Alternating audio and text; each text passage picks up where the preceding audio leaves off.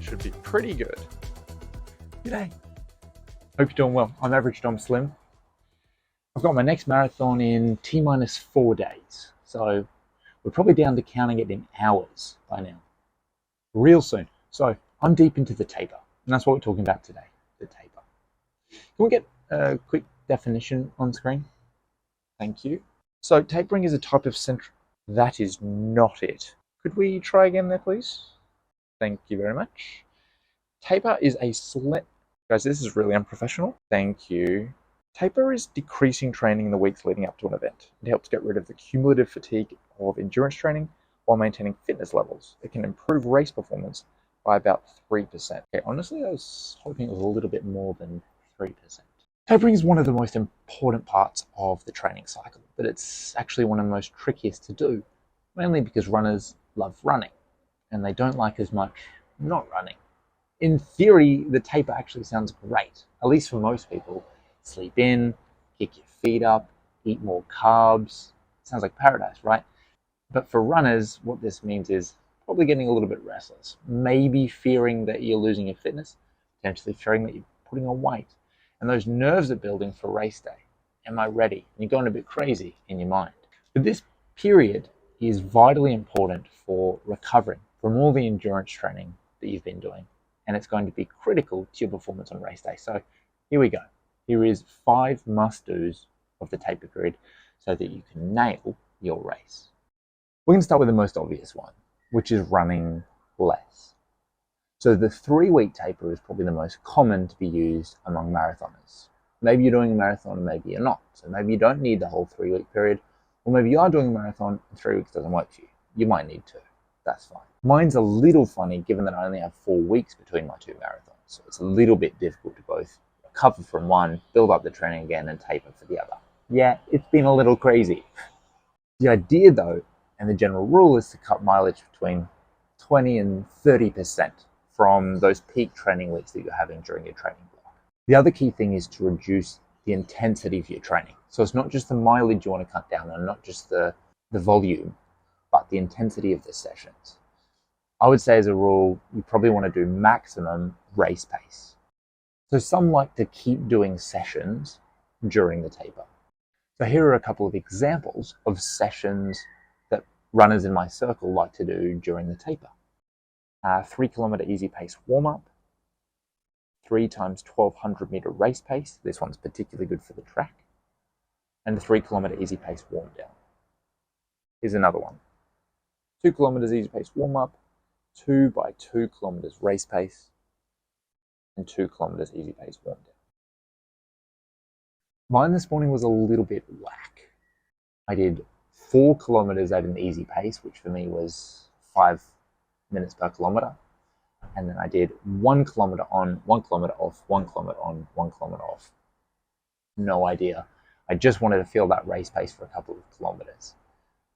And it was a little trickier than I would have hoped. All right, so fundamentals here: reduce mileage, reduce intensity, start resting more. See you soon.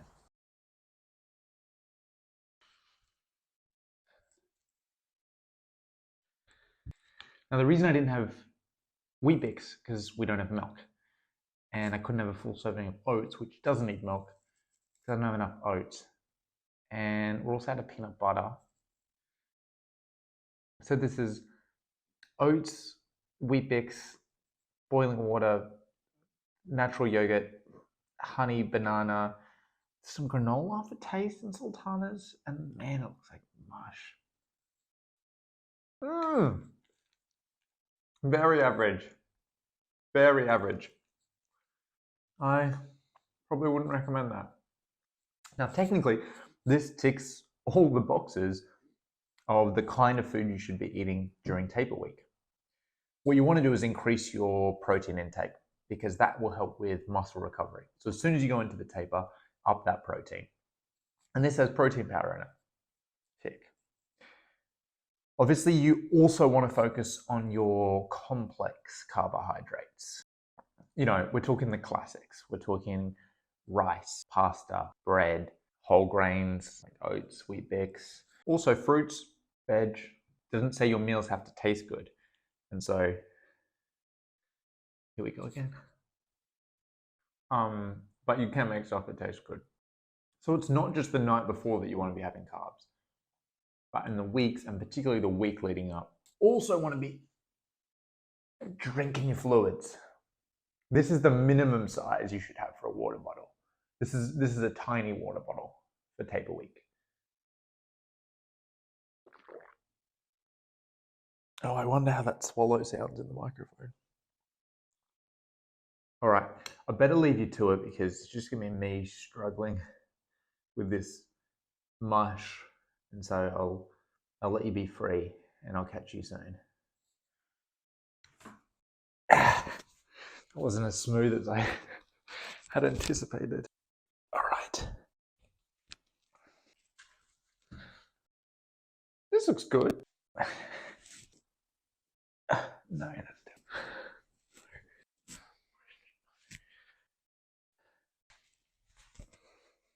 I feel like that's a lot of groin, isn't it? Does this look stupid? I hope not. Cross training. If you do strength training, I would definitely recommend lessening the intensity as soon as you start the taper, and then be particularly careful on race week. So for me, I lessened the intensity as of last week, and then for this week, I completely dropped the leg session.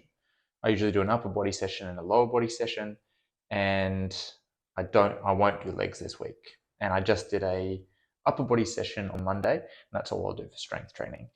If you cycle as your cross training, I'd also be wary of the level of intensity and probably taper back the intensity. And then you make a decision whether you want to do it on race week or not.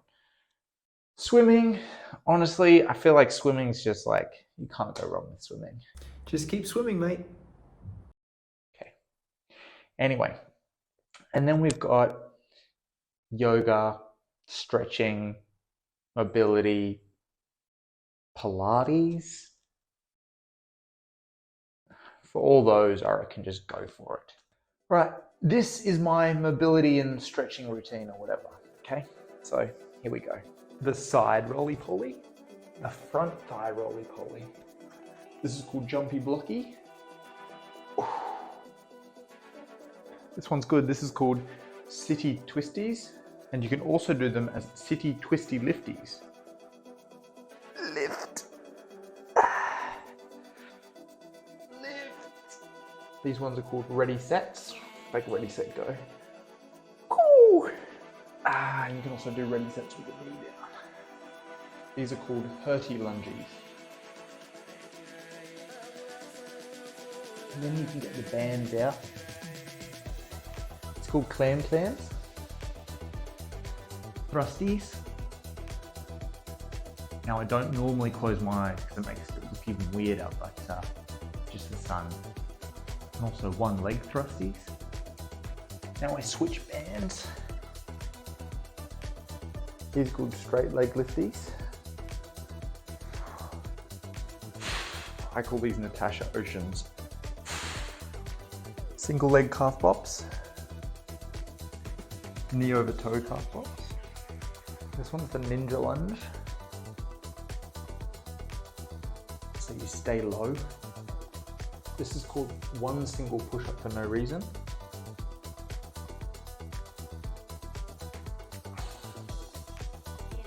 plankies, side plankies. Oh, did I miss anything? That's it. Okay. How is that? The beach in the afternoon, isn't it stunning? All right. Next tip, self-talk, positive only. Your mindset is so key to your performance on race day, and that starts during the taper period. You need to be psyching yourself up, positive talk only. None of that negative self-talk. Don't put yourself down. Be good to yourself. Be kind. And that is going to feed into your performance on race day. You need to tell yourself that you can do it and no more doubting. Oh, look at those dogs running around behind. I love it. All right, let's do a bit of practice of positive self-talk, okay? All right, number one. You are going to nail the race plan and smash this race. Yes. Yes, that's the energy we need. All right, let's go again. You are beautiful in every single way. Yes, exactly. Well, not quite on topic, but that's the kind of energy we're talking about. Good vibes. All right, let's go again. That last training session was really hard and it makes me really nervous for race day, and I don't think I could do it. No! No, that's not the energy we want. All right, let's go again. Okay, a marathon is actually really easy. Yeah! I mean, it's not... Yes, it's the right vibes, I guess, but yeah, okay. All right, let's go again. I can bloody do this. That is the spirit.